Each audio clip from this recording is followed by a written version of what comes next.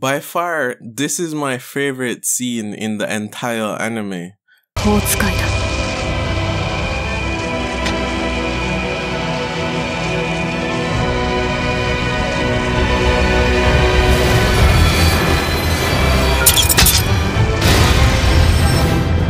フリーレン、魔族が言葉で人を欺くように、お前は魔力で魔族を欺くんだ。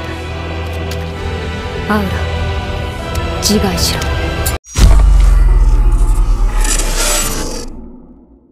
Let's take a deeper look and see how we got here.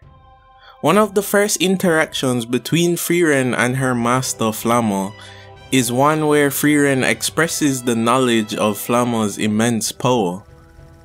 This surprises the powerful mage, as she has always made an intense and consistent effort to hide her mana levels. We later discover that she does this specifically to kill demons. You see, the demons are a proud bunch, and due to the simplicity of their civilization, power and power alone denote status. So, for the demons, one's mana is as essential as one's birth into nobility or peasantry. Flamma makes a mockery of this through her mana suppression. The demons are often fooled into attacking what they perceive as a lesser enemy and killed easily. This concept reminds me of the third law of power amongst the 48 written by Robert Greene, Conceal Your Intentions. In the chapter, Greene writes about Otto von Bismarck and how he unified Germany as the head of Prussia through hiding his intentions and suppressing himself in a way very similar to the mage Flamma. Just like Flamma, he made a mockery of traditional politics in Prussia. In the mid-1800s, the then King of Prussia was against going to war with Austria and unifying Germany. Bismarck was a deputy in the Prussian parliament and a proud soldier, certainly on the side of war. But when it came time to vote, he acted vehemently against any war effort. He was promoted by the king for his anti-war position. He used the new position to strengthen the Prussian army and consolidate his political power. Eventually, he became the premier of Russia, and when it was time, he led the country into war. He crushed Austria and unified Germany just as he planned.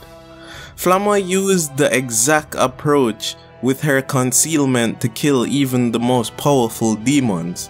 She passed this strategy on to Frieren, who in turn passed it on to Fern. Just as Bismarck's deception culminated in the unification of Germany, in episode 10 of the anime, Flamma's strategy leads to the rather unfair defeat of Aura the Guillotine, Sage of Destruction, a great demon who has practiced her magic for more than 500 years. Aura represents exactly the type of demon that Flamma's strategy best counters. In the Guillotine arc, Aura and Frieren are locked in battle, with Aura sending hundreds of puppet soldiers to engage Frieren. Aura could have overpowered Frieren with the sheer number of her undead soldiers, but because of her pride and confidence in her mana, she invoked her signature magic, Asalisa. It weighs the soul of the target against Aura's soul. The one with the greater mana gains total control over the other. It's a high risk, high reward spell, and the type that only an arrogant demon would use. Aura believed that once she had gotten Frieren to use up lots of mana against the puppets, she would become vulnerable to Asalisa.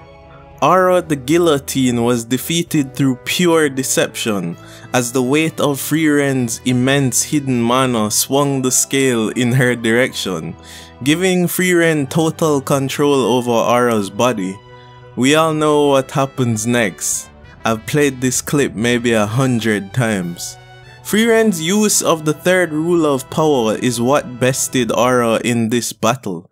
The deception was far more powerful than any magic that could have been invoked. Consider the value and utility of concealing your intentions as you go about restricting and defeating your enemies.